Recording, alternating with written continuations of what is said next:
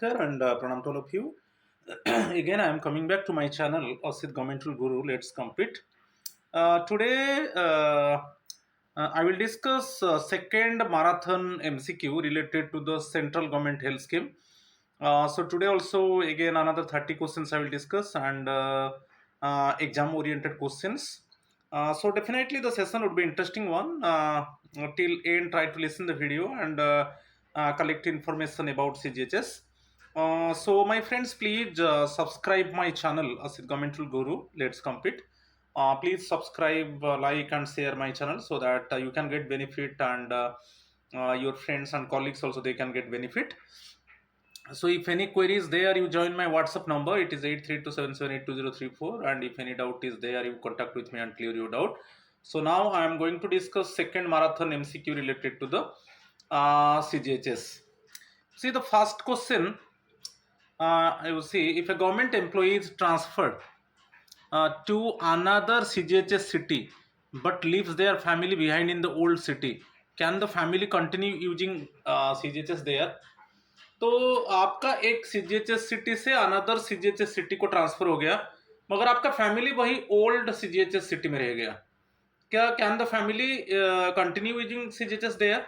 सो उसमें कोई प्रॉब्लम नहीं है. एज यूजुअल आप का जो सीजीएचएस कंट्रीब्यूशन है, जो कंसर्न एम्प्लॉय एज यूजुअल पे the CGHS contribution monthly and their family members, dependent family members, definitely they get CGHS facility. Option A is the correct answer. Is as long as the employee keeps paying the CGHS contribution.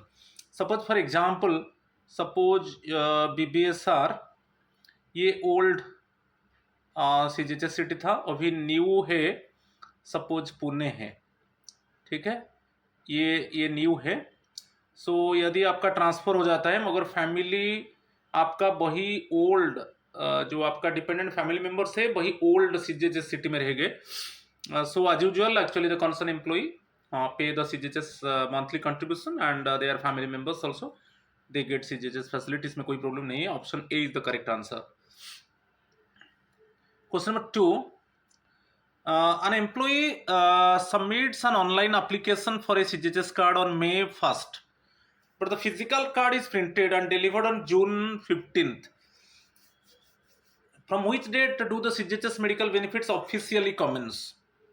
देखिए इसमें एक है जिस दिन आप online application submit करेंगे, it means employ first क्या है, ऑनलाइन एप्लीकेशन सबमिट करना है और उसका जो उसको प्रिंट आउट करके उसको हार्ड कॉपी को ऑफिस में सबमिट करना है, ठीक है. एक कॉपी आपके पास रखना है, कंसर्न एम्प्लॉय रखेगा और एक ऑफिस में सबमिट करेगा, ये रूल है.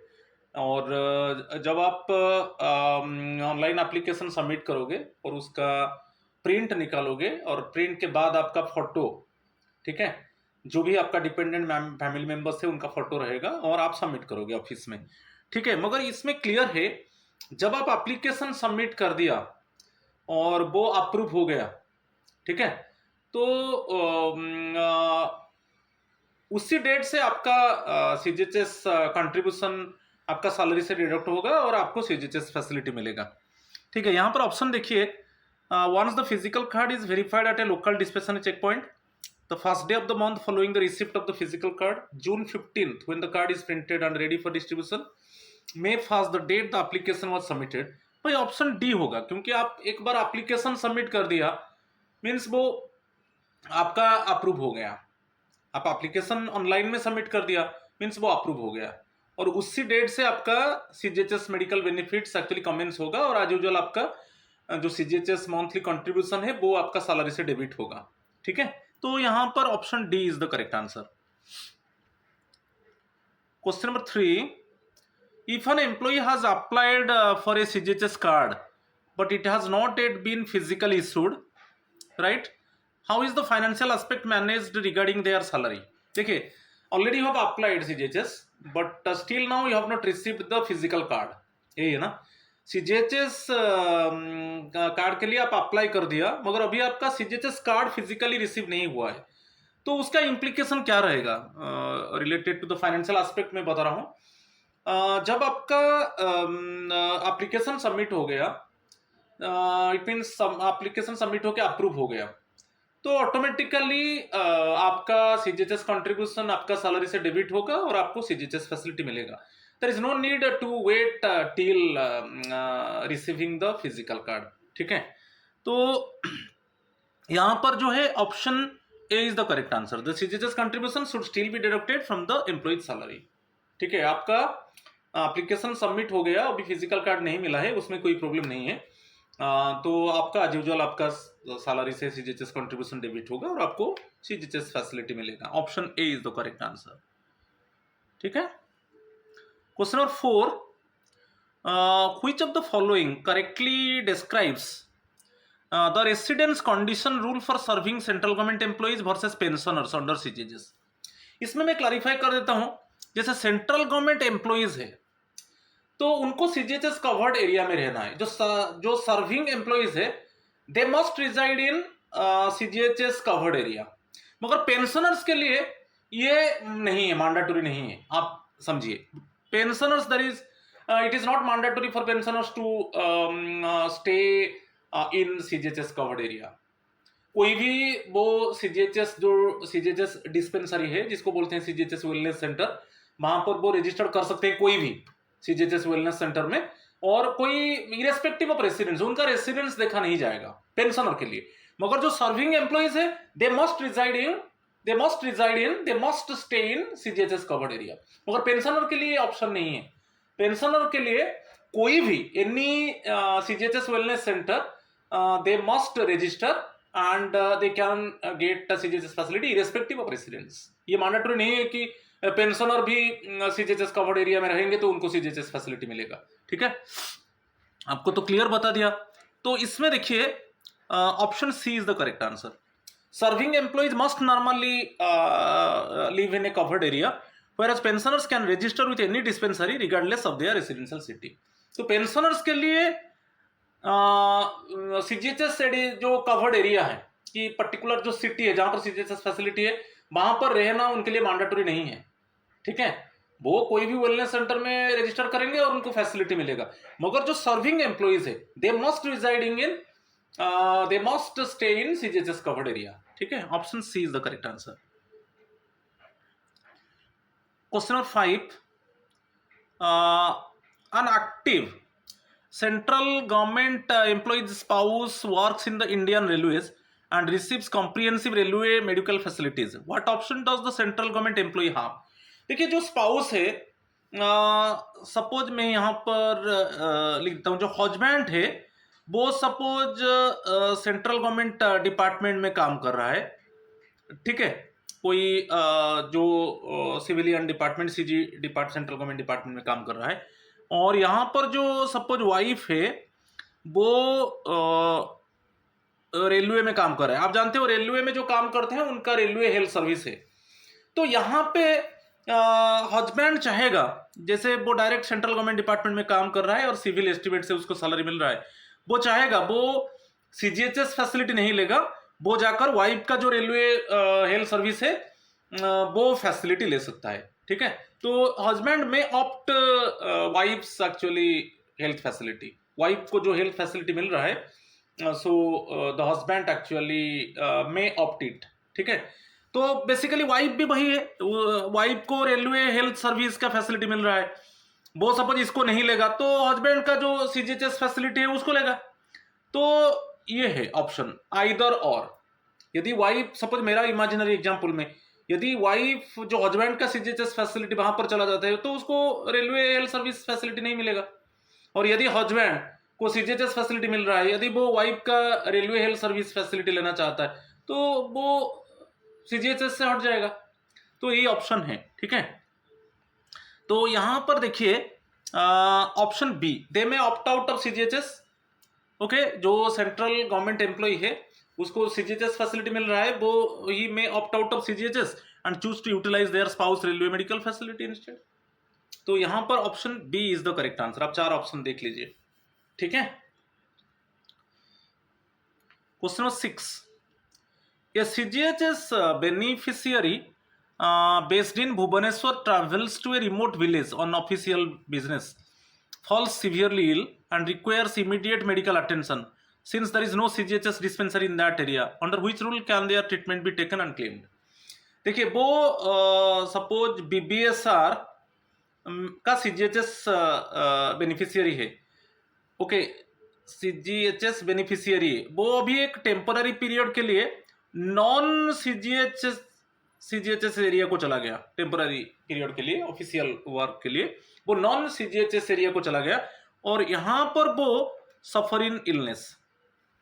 तो यहां पर जो non CGHS area, it mean CGHS wellness centre is not available, ठीक है, CGHS वेलनेस सेंटर तो नहीं है, तो यहां पर इलनेस होता है तो उसका किसके हिसाब से ट्रीटमेंट होगा?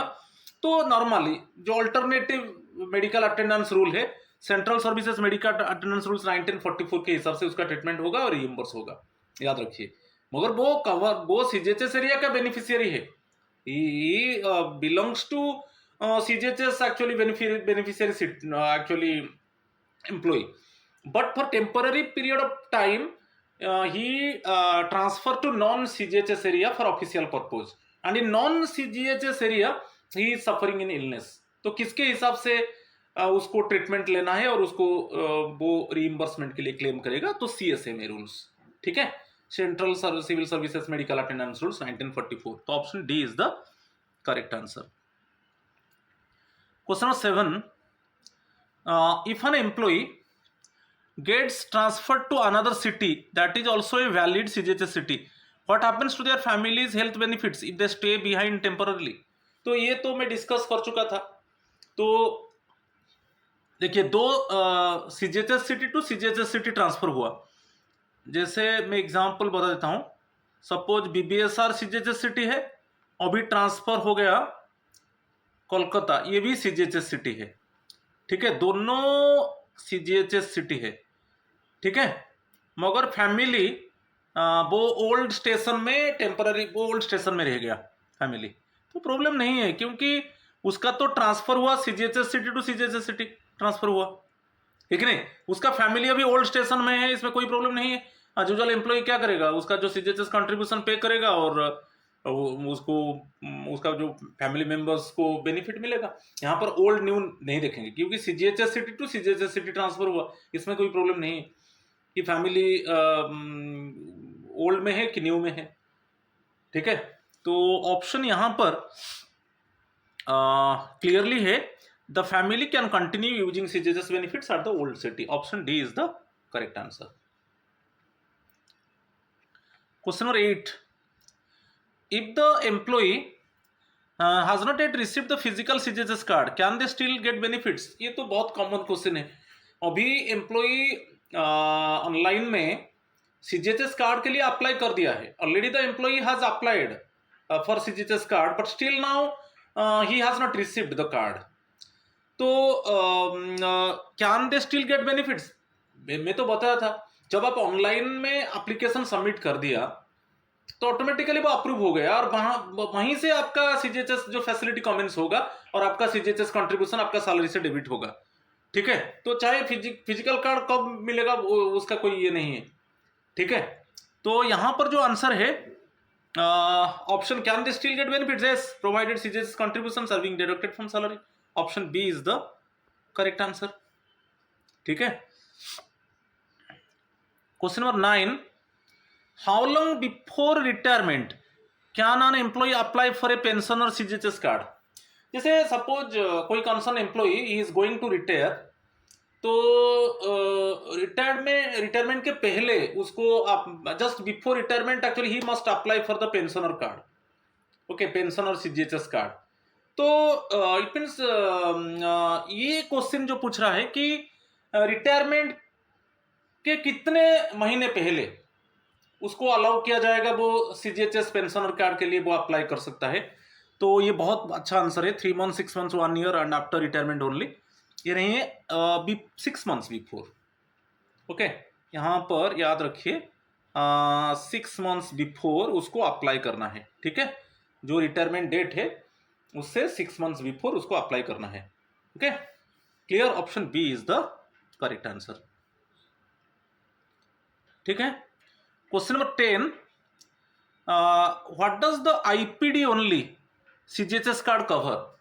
देखिए आईपीडी ओनली जो यहाँ पर आईपीडी ओनली क्या मतलब, आईपीडी का क्या मतलब है, तो जिसको बोलते हैं इंडोर पेशेंट डिपार्टमेंट। जब हॉस्पिटल के अंदर आपका ट्रीटमेंट होगा, आप हॉस्पिटल में एडमिट हो जाएंगे और आपका ट्रीटमेंट होगा। ओके, दो है, ओपीडी है, आईपीडी है। ओपीडी जो है आउटडोर पेशेंट डिपार्टमेंट, जो आईपीडी है वो इंडोर पेशेंट डिपार्टमेंट। हॉस्पिटल में आप एडमिट हो जाएंगे, आपका ट्रीटमेंट होगा। इसमें क्या है, एक कार्ड है आईपीडी सीजीएचएस कार्ड। इसमें आपको फिक्स्ड मंथली अलाउंस मिल रहा है, एक फिक्स्ड मंथली अलाउंस आपको मिल रहा है।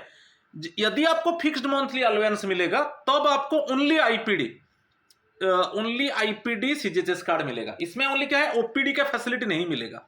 आपको फिक्स्ड मंथली अलाउंस मिलेगा, आप फिक्स्ड मंथली अलाउंस ले रहे हो तो उसमें ओनली आईपीडी फैसिलिटी मिलेगा, ओनली इंडोर ट्रीटमेंट।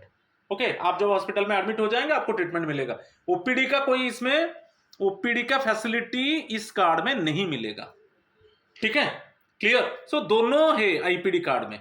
आप कंपलसरी आप फिक्स्ड मंथली अलाउंस ले रहे हो तो आपको आईपीडी ओनली ट्रीटमेंट मिलेगा। तो इसमें कॉमन हो गया, मैं बता दिया। Option B is the correct answer. Hospital admission treatment indoor patient department only. यदि आप हॉस्पिटल में एडमिट होंगे वहां पर आपको फैसिलिटी मिलेगा, मगर आप आउटडोर पेशेंट डिपार्टमेंट जो है, आउटडोर आप जाएंगे, आप ट्रीटमेंट करेंगे और इसमें आपको फैसिलिटी नहीं मिलेगा, क्योंकि वहां पर आप फिक्स्ड मंथली अलाउंस ले रहे हो। तो यदि आप फिक्स्ड मंथली अलाउंस लोगे तो आपको ये only IPD only CGHS card मिलेगा। ठीक है, option B is the correct answer. Question number 11, can treatment expenses for emergencies be reimbursed with the IPD only card under CGHS? तो उसमें क्या है, आईपीडी ओनली कार्ड में बताया, आईपीडी ओनली कार्ड में आप फिक्स्ड मंथली अलाउंस ले रहे हो और आपको ओनली जब हॉस्पिटल में एडमिट हो जाएंगे, इंडोर जो पेशेंट डिपार्टमेंट, जब आप हॉस्पिटल में एडमिट हो जाएंगे तो आपको ट्रीटमेंट मिलेगा। क्या इमरजेंसी में यदि आप इस केस में इमरजेंसी में जो एक्सपेंसेस है क्या वो मिलेगा? यस मिलेगा। इमरजेंसी में कोई प्राइवेट और गवर्नमेंट हॉस्पिटल में एडमिट हो जाते हो और आपके पास आईपीडी ओनली कार्ड फैसिलिटी है तो वो मिलेगा, कोई प्रॉब्लम नहीं है। तो option A is the correct answer, A in government और प्राइवेट हॉस्पिटल्स। ठीक है, option A is the correct answer. ठीक है, question number 12, a central government pensioner decide to choose the IPD only CGHS card instead of a regular all-inclusive card. What operational and financial arrangement applies to this pensioner? मैं तो इसको बता चुका हूँ। इसमें आप देख लीजिए, जो ऑप्शन है option D is the correct answer होगा।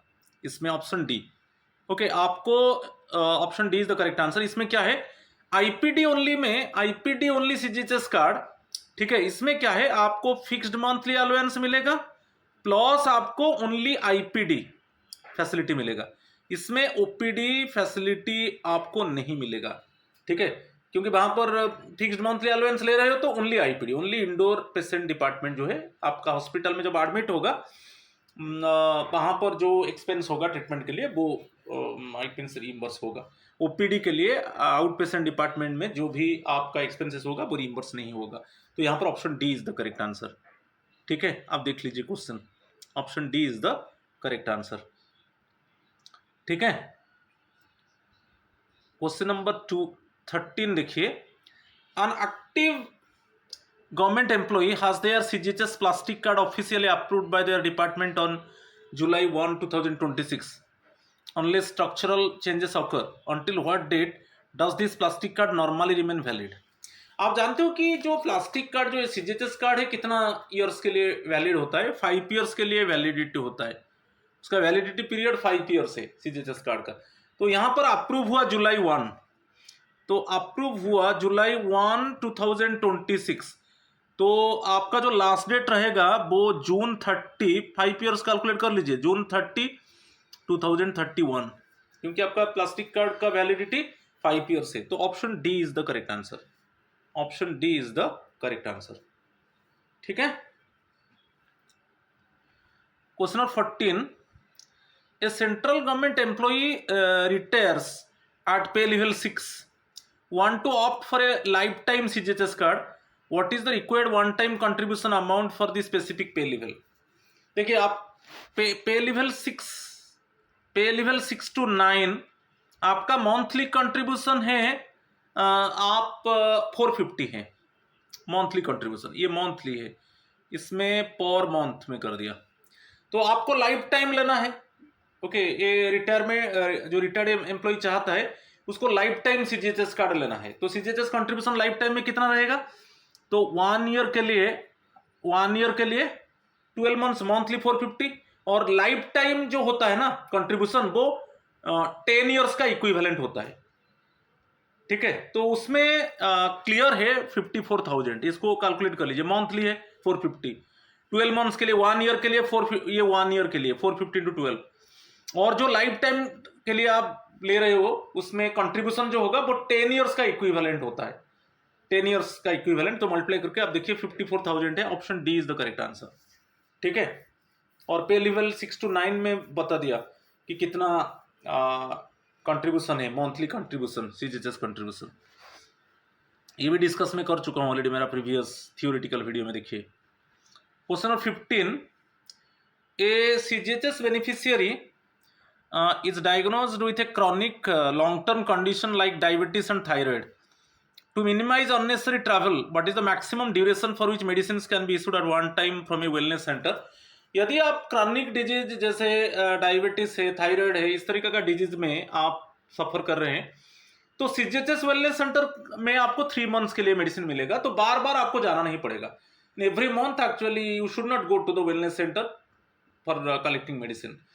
Okay, at one time you can get 3 months medicine. Chronic, यहाँ पर देखिए क्रॉनिक लॉन्ग टर्म कंडीशंस, जो डिजीज है, जो पेरिनियल डिजीज है, ओके, लॉन्ग टर्म डिजीज है, ठीक है, उसके लिए एक टाइम में आपको 3 मंथ्स का मेडिसिन मिलेगा सीजीएचएस वेलनेस सेंटर से। Option C is the correct answer. Question number 16, which administrative body, इसमें क्वेश्चंस देखिए, ठीक है, which administrative body is responsible for auditing and settling medical bills generated by pensioner beneficiary, under which ministry's budget is it funded? तो जो pensioner के लिए, suppose pensioner का treatment होता है सीजीएचएस पेंशन कार्ड से, तो कौन सा एडमिनिस्ट्रेटिव बॉडी रेस्पॉन्सिबल है उसको ऑडिटिंग और वो सेटल करेगा मेडिकल बिल को? तो उसमें ऑप्शन देखिए, option C is the correct answer. The CGHS bill clearing agency और CGHS directorate, ministry of health and family welfare budget, ministry of health and family welfare budget है, और उसको जो बिल क्लियर करेगा वो सीजीएचएस डायरेक्टोरेट है, और वही है सीजीएचएस बिल क्लियरिंग एजेंसी। ठीक है, सर्विंग एम्प्लॉइज के लिए ऑफिस, सर्विंग एम्प्लॉइज के लिए आपका जो जो पेरेंट डिपार्टमेंट है, जो ऑफिस में आप काम कर रहे हो वो पे करेगा। ठीक है, उसमें कोई प्रॉब्लम नहीं है। मगर यहाँ पर पेंशनर के लिए वो सीजीएचएस डायरेक्टोरेट डायरेक्टली बिल को क्लियर करेगा। ठीक है, और सीजीएचएस बिल क्लियरिंग एजेंसी है, और बजट जो है वो ministry of health and family welfare. Option C is the correct answer. Question number 17, question number 17 देखिए, CGHS card holder whose original registry and home dispensary is located in Delhi travel to Kolkata for a personal visit and needs medical treatment, what document or transfer authorization must they present to use a CGHS wellness center in Kolkata? देखिए, actually उसका main जो जहां पर उसका registration हुआ था वो दिल्ली है, ये ओरिजिनल है। ठीक है, मगर अभी वो कोलकाता चला गया, दोनों सीजीएचएस सिटी है। ठीक है, ये एक्चुअली उसका जो ओरिजिनल यहाँ पर दिल्ली में एक सीजीएचएस वेलनेस सेंटर में उसका रजिस्ट्रेशन हुआ है, वो भी सपोज कोलकाता में है, और वो चाहता है कोलकाता में कोई सीजीएचएस वेलनेस सेंटर से वो फैसिलिटी लेगा, चाहे मेडिसिन की वो कंसल्ट करेगा मेडिकल ऑफिसर के साथ। तो उसमें कोई ऐसा डॉक्यूमेंट चाहिए? इसमें कोई भी डॉक्यूमेंट नहीं चाहिए, याद रखिए। आपके पास सीजीएचएस प्लास्टिक कार्ड है, आप सीजीएचएस सिटी, चाहे आपका सीजीएचएस जो रजिस्ट्रेशन आप किया था, सीजीएचएस वेलनेस सेंटर एक सिटी है, मगर कोई आप अदर सिटी में चले गए तो उसमें कोई भी डॉक्यूमेंट का जरूरत नहीं है। आप वहां पर कोई भी सीजीएचएस वेलनेस सेंटर जाकर आप कंसल्ट कर सकते हो मेडिकल ऑफिसर से और मेडिसिन ले सकते हो। और यदि वो रिफर करते हैं और सीजीएचएस आप पैनल हॉस्पिटल में जाकर भी ट्रीटमेंट ले सकते हो। इसमें कोई ये नहीं, कोई डॉक्यूमेंट का जरूरत नहीं है, ठीक है। तो उसमें option C is the correct answer. No extra attachment और transfer document is needed, the card is valid at any CGHS wellness centre in India. वो कार्ड वैलिड है, कोई भी CGHS wellness centre across India में valid है। तो option C is the correct answer. Question number 18, how far in advance of their official retirement date can an eligible employee initiate the application process for a pension or CGHS card? तो मैं इसको भी discuss किया था, थोड़ा उसको sentence को twist कर दिया है। यदि कोई पेंशनर कोई कंसर्न एम्प्लॉई का रिटायरमेंट होने वाला है और उसको पेंशन और सीजीएचएस कार्ड चाहिए ना, तो वो एप्लीकेशन एक्चुअली ऑनलाइन में सबमिट करेगा, इनिशिएट करेगा। तो कितना मंथ्स बिफोर? तो up to 6 months before retirement. Option B is the correct answer, ठीक है। तो रिटायरमेंट के पहले जो 6 months है उसी के अंदर वो उसका एप्लीकेशन प्रोसेस को इनिशिएट करेगा।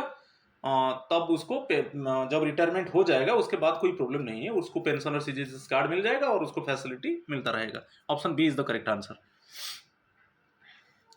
Question number 19, a central government employee is filling out their CGHS application form. What is the correct sequence of the 3-step workflow required to finalize the card issuance process? Suppose आप जिस department में join किया उसमें CGHS facility है, तो आपको CGHS facility लेने के लिए फर्स्ट तो आपको ऑनलाइन एप्लीकेशन सबमिट करना है। फर्स्ट ऑनलाइन में एप्लीकेशन सबमिट करना है और उसका प्रिंट निकालना है और प्रिंट में फोटो लगाना है आपका और आपका डिपेंडेंट फैमिली मेंबर्स का।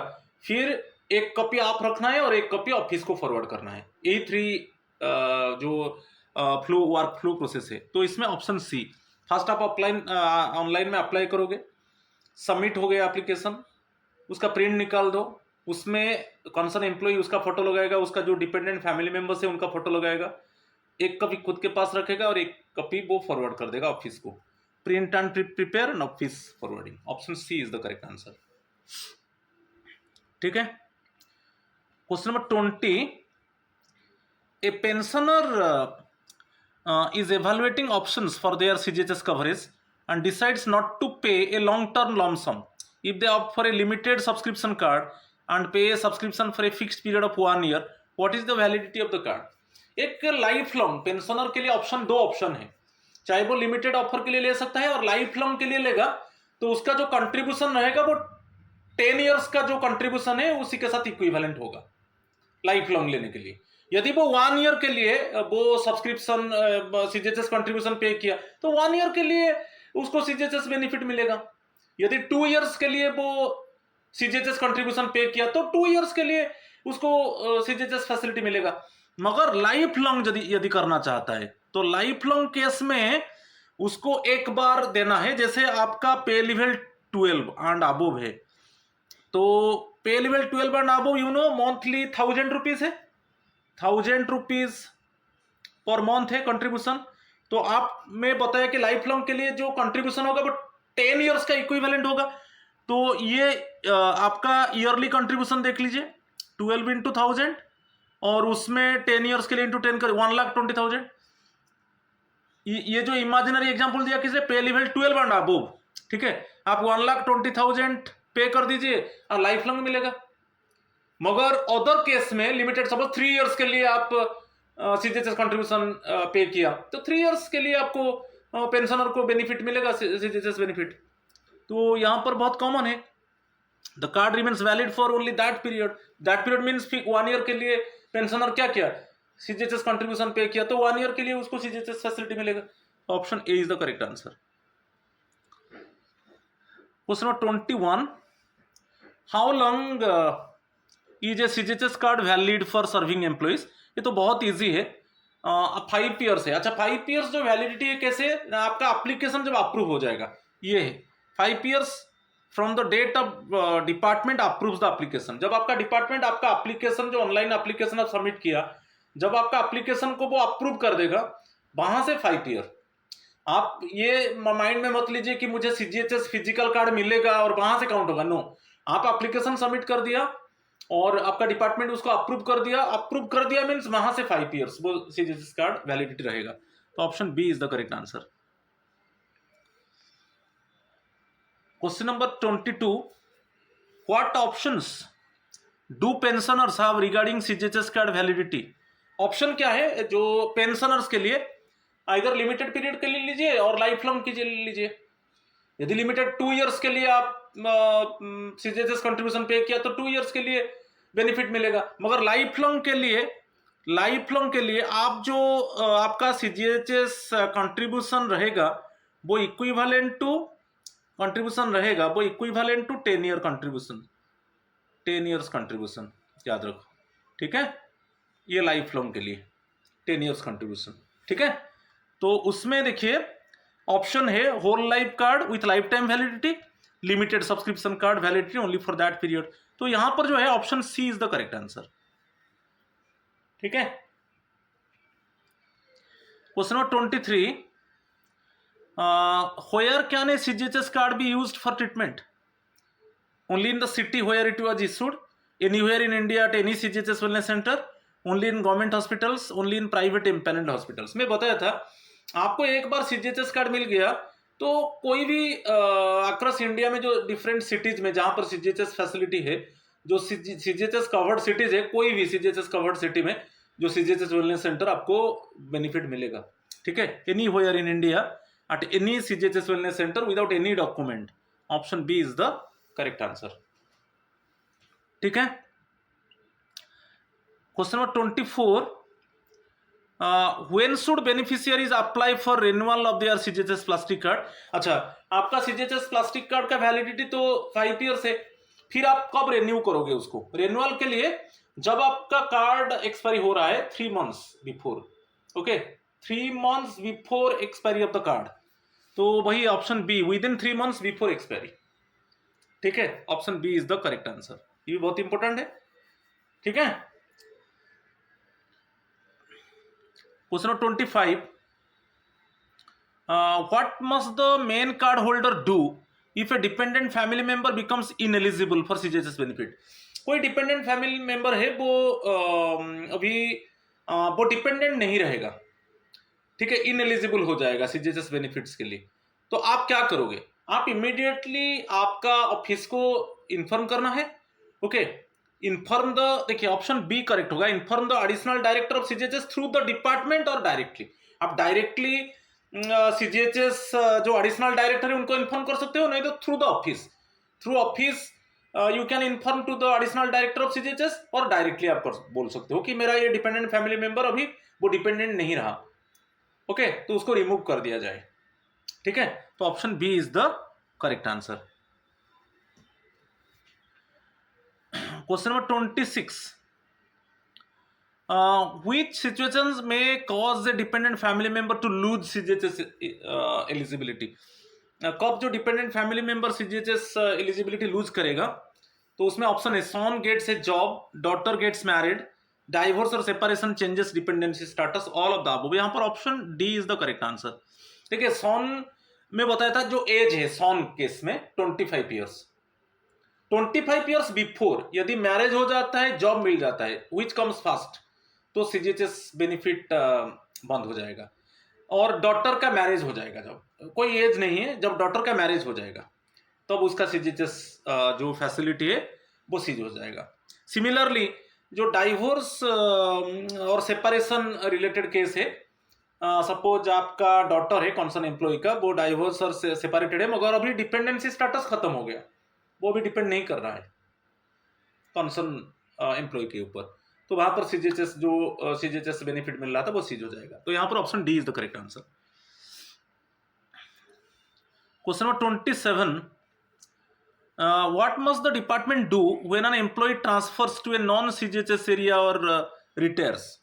जब नॉन सीजीएचएस एरिया को ट्रांसफर हो गया कि रिटायर हो गया, what must the department do when the employee transfers? तो इस केस में remove the employee from the CGHS database, option B is the correct answer. जैसे रेजिग्नेशन आप दे दिया, ओके, और आप नॉन सीजीएचएस एरिया को ट्रांसफर हो गए और आप आपका रिटायरमेंट हो गया और आप सीजीएचएस कंट्रीब्यूशन आप पे नहीं करना चाहते हो, you do not want to pay the CGHS contribution, कि you have resigned from the job, कि transfer to non CGHS area, तो आपका जो CGHS डाटाबेस है वहां पे आपका नाम को रिमूव कर दिया जाएगा। Option B is the correct answer. ठीक है, और रिटायर का बात मैं बोल रहा हूं, सपोज आपका रिटायरमेंट हो गया और उसके बाद actually you are unwilling to pay the CGHS monthly contribution, आप नहीं देना चाहते हो CGHS कंट्रीब्यूशन, तो कंट्रीब्यूशन नहीं दोगे तो ऑटोमेटिकली आपका सीज हो जाएगा ना, कि आप हैव क्लियर अंडरस्टूड और नॉट। तो ये चीज है, option B is the correct answer.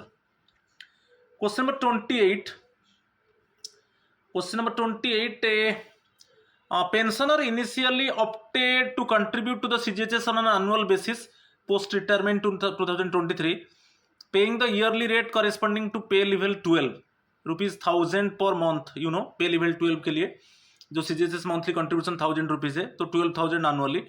After paying for 3 consecutive years, the pensioner now wishes to convert their card into a lifetime CGHS card in 2026.